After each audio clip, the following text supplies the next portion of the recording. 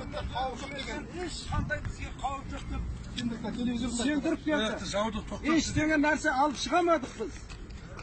Алдымызды жауып жатыр. Мына Ауған трассасына кететін трасса, астынан өтетін тесіктің бәрі түгелдей жауып жатыр бұлар. МЧС. Бізге қандай жәрдем бар? Ешқандай жәрдем болатын жоқ. Ауылға су көтеріліп барады. Қазір бір сағатта ауыл текс болады.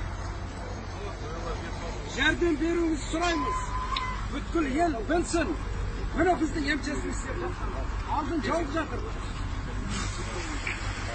Өткен келсе келеді, карнасы. 3 күннен бері үкімет қауіп жоқ деген су баспайды.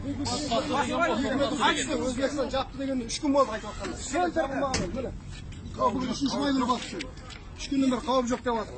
Ескерту жоқ, ескерту айтып. Өзбекстан жабылды. Өзбекстанды жаптық деді. 5 бөлімше жол. Егістігіміз түгел кетті. Баспана жарым үй құлады міне. Баспанадан баспана қалмай баратыр.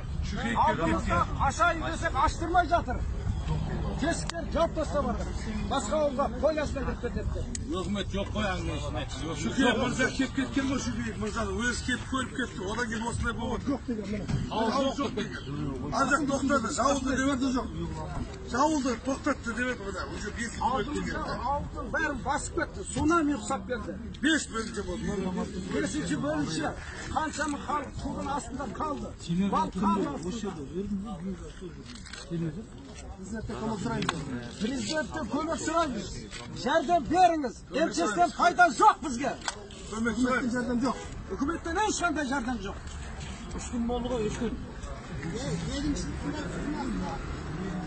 Егіншілік